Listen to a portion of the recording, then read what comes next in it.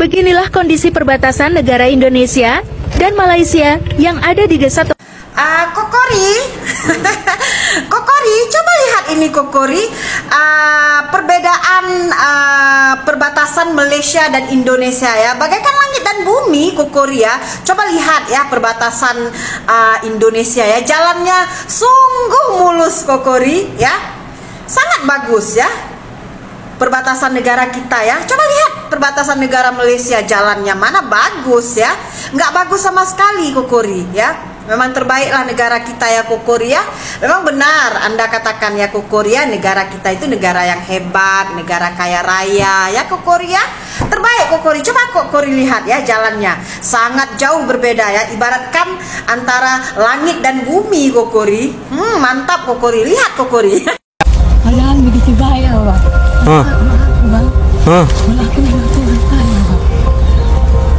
Aturnya orang tua kau kasih makan, kau perkosa. Iya, lebu lah. Aduh. Ini udah kesekian kalinya bilang. Ini udah kesekian kalinya ini. Bang, Duduk kau. Duduk. Assalamualaikum warahmatullahi wabarakatuh. Jumpa lagi para sahabat dan teman-teman dengan Mas Farhan. Gimana kabar-kabarnya? Semoga kalian semuanya sehat-sehat saja. Dan yang baru bergabung di videonya Mas Farhan, jangan lupa bantu sokongannya dengan like, comment, share, dan subscribe-nya. Terima kasih banyak-banyak yang sudah bantu subscribe di channel Mas Farhan. Semoga kalian semua dimurahkan rezekinya, dipanjangkan umurnya, dijauhkan dari malak bahaya oleh Allah Subhanahu wa Ta'ala. Amin, amin ya Rabbal Alamin. Oke para sahabat dan teman-teman, di video kali ini Mas Farhan akan membahas sebuah video yang sudah di-tag di TikTok Mas Farhan, disuruh reaction kepada Mas Farhan. Dan di sini ya para sahabat dan teman-teman, si akak jantung pisang ngolok-ngolok namanya si Kokori atau Om Ribut ya. Dan di sini ada perbatasan gimana antara Indonesia dengan Malaysia jalannya, yang di Indonesia masih jalannya berbatu dan juga bertanah lumpur, bertanah liat, sedangkan jalan di perbatasan di negara Malaysia itu sudah diaspal dan juga ada pos penjaganya. Dan di sini para sahabat dan teman-teman mestinya sudah paham ya, apa maksud yang dipanggil sama kakak jantung pisang. Kenapa si Kokori ini selalu menyebut tentang negara Malaysia? Melihat perbatasan di sini sudah tahu mana yang lebih layak untuk ditiru dan mana yang patut untuk meniru negara yang sudah maju para sahabat dan teman-teman. Si Kokori selalu menyebut tentang Malaysia, tentang ini, tapi tak selalu menyebut tentang bagaimana untuk memajukan negara Malaysia, negara Indonesia yang apa ya, yang mana jalan-jalan yang masih belum diperbaiki, seharusnya itu yang harus disibuk ya para sahabat dan teman-teman. Dan juga di sini ada seorang pemuda Indonesia. Bagaimana Indonesia itu mau menjadi pemuda Indonesia emas di tahun 2045 kalau pemudanya perlakuannya seperti itu, dan malah merogol seorang nenek-nenek yang sudah lansia para sahabat. Bukannya dikasih makan, hampir nasib baik tak ada masyarakat yang nengok yang banyak ya para sahabat dan teman-teman, sedikit. Dan malang sekali ya para nenek-nenek masih dirogol para sahabat dan teman-teman. Dan teman-teman penasaran seperti apa videonya? Ini dia videonya.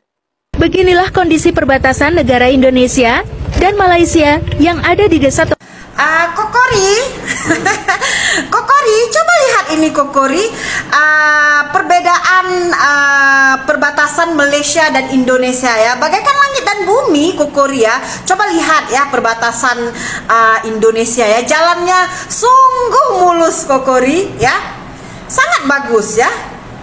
Perbatasan negara kita ya, coba lihat perbatasan negara Malaysia, jalannya mana bagus ya, nggak bagus sama sekali Kokori ya. Memang terbaiklah negara kita ya Kokori ya. Memang benar Anda katakan ya Kokori ya, negara kita itu negara yang hebat, negara kaya raya ya Kokori ya. Terbaik Kokori, coba Kokori lihat ya jalannya, sangat jauh berbeda ya, ibaratkan antara langit dan bumi Kokori. Mantap Kokori, lihat Kokori. Mengutip dari Tempo Online tertanggal 28 Desember 2024, di sini beritanya, judulnya adalah 9.378 pekerja migran ilegal Indonesia gagal berangkat ke luar negeri via Bandara Soekarno-Hatta. Apa saja modusnya? Nah begini, ini saran saya buat Menteri Hukum dan Hak Asasi Manusia ya, Menteri Dirjen Imigrasi. Saya berharap agar semua pemohon paspor diberikan leaflet atau brosur ya, ciri-ciri tawaran kerja yang non prosedural ya, tawaran kerja di luar negeri yang beresiko dan ilegal ya.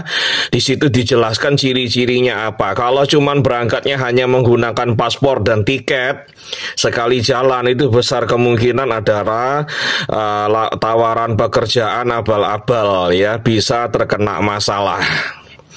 Nah, harus menggunakan visa resmi, dan itu berangkatnya dari Indonesia sudah ada permit atau visa resminya, dan bekerja sama dengan pengerah tenaga kerja Indonesia yang resmi, yang terdaftar di Departemen Tenaga Kerja ya. Nah, bagaimana solusinya? Karena begitu banyak orang yang dablek-dablek semacam ini, 9.378 ya, tetap nekat mau keluar negeri bekerja secara ilegal. Ini saran saya buat pemerintah, mohon kepada semua pembuat paspor, khususnya paspor baru atau mau perpanjang paspor, mereka harus tanda tangan surat pernyataan di atas meterai yang menyatakan bahwa mereka sudah diberikan brosur atau leaflet ciri-ciri tawaran kerja yang mencurigakan dan ilegal di luar negeri. Sudah diedukasi masalah itu dengan segala macam resikonya. Dan kemudian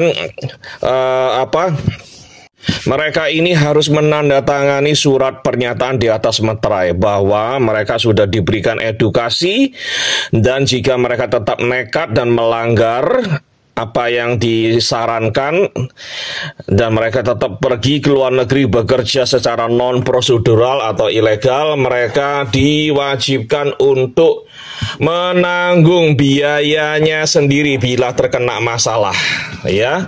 Pemerintah tidak boleh lagi mengurusi mereka atau membiayai kepulangan mereka. Itu urusan mereka dengan keluarga mereka. Jadi yang tanda tangan adalah pemohon paspor, dan harus ada satu saksi. Ya, satu saksi yang menyertakan KTP-nya, surat pernyataan di atas meterai bahwa orang ini adalah anggota keluarganya, atau siapa saksinya bahwa orang ini sudah mendapatkan edukasi mengenai resiko bekerja di luar negeri secara ilegal ya. Jadi pemohon paspor nanti kalau misalnya tetap nekat mereka ke luar negeri bekerja secara ilegal, ya mereka harus menanggung resikonya sendiri. Kalau mereka terkena masalah, jangan minta tolong sama pemerintah, dan segala biaya untuk menebus mereka kalau mereka disekap atau biaya tiket pulangnya ditanggung sendiri atau ditanggung oleh keluarganya sendiri, atau ditanggung urunan ya, patungan dengan teman-teman mereka yang bersimpati. Pembayar pajak tidak sepatutnya membayar kepulangan mereka, salah sendiri karena nekat ya, atas kemauan sendiri, melanggar hukum negara orang, tahu resikonya, mereka harus menanggung resiko itu sendiri ya. Jadi ini solusi ini saran saya buat pemerintah supaya diterapkan. Mereka harus tanda tangan karena terlalu banyak anggaran, 9.378 orang. Kalau mereka ini biaya pemulangannya, biaya negosiasi dan lain-lain itu harus menghabiskan biaya, katakanlah satu orang 10 juta rupiah ya. Dikalikan aja 90 miliar ya, 90 billion rupiah hanya untuk orang-orang ini ya. Kita ini bayar pajak sudah banyak ya, sebentar lagi tahun depan, beberapa hari lagi PPN naik jadi 12%. Kalau kita harus mengurusi, membayar ya, membantu orang-orang yang nekat, orang-orang yang dablek ya, bekerja di luar negeri tanpa prosedur yang benar, nah terus berapa pajak kita yang harus kita bayar ya? Kalau nanti negara tidak ada uang, lalu berapa jumlah pajak yang harus kita bayar?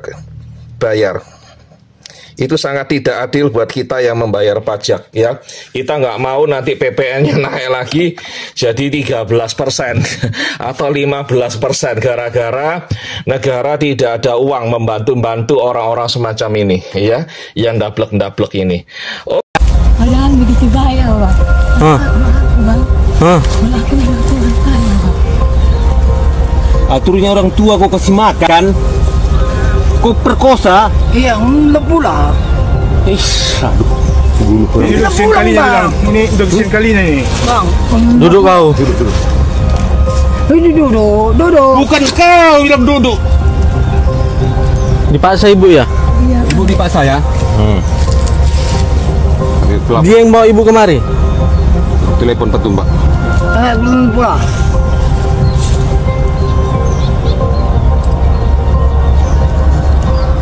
Ibu tinggal di Diski.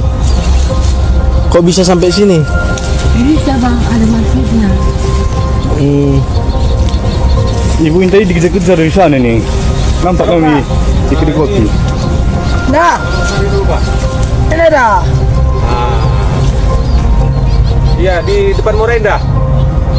Ini kasus perkosaan ini, Pak. Ya, Pak ya. Nyatang kau. Enggak kau kasih. Enggak kau kayak kasih gitu tadi. nengoknya. Enggak kayak gitu nengok orang. Enggak kau kasih tadi ibu ini naik angkot ya. Udah kau perhatikan kau dari tadi. Aturnya kau kasih makan gini nenek-nenek. Nah, seperti itu para sahabat dan teman-teman, videonya yang kita simak ya, malang sekali dan juga miris sekali, dan nenek-nenek yang sudah jadi korban pemuda yang tidak bertanggung jawab, bukannya mengasihani nenek-nenek atau orang tua yang sudah lansia, malah dirogol para sahabat dan teman-teman. Dan di sini juga jadi pelajaran buat kita bahwa hal yang seperti itu tidak patut untuk dicontoh para sahabat dan teman-teman. Dan di sini juga si Akak Jantung Pisang mengolok-olok namanya si Kokori atau Om Ribut ya para sahabat dan teman-teman. Aduh, Mas Farhan ini kenapa lah si Kokori ini malah menyebut tentang migran ilegal dan malah koyak dengan gaji TKI dengan TKI Malaysia, dan selalunya si Kokori ini membantah dengan apa yang sudah real, yang sudah berlaku, yang sudah sudah berlaku di media sosial, malah membantah ini itu ya para sahabat dan teman-teman. Aku haraplah si Kokori ini sadar diri dan malu diri, tahu menempatkan diri, tak macam orang bodoh macam itu para sahabat dan teman-teman. Kalau macam ini sekarang ini macam meludah ke atas kena muka sendiri, macam itu para sahabat dan teman-teman. Mungkin videonya sampai di sini para sahabat dan teman-teman. Apabila ada kata benda yang silap, Mas Farhan minta maaf sebesar-besarnya. Mohon dibenarkan di kolom komentar. Assalamualaikum warahmatullahi wabarakatuh.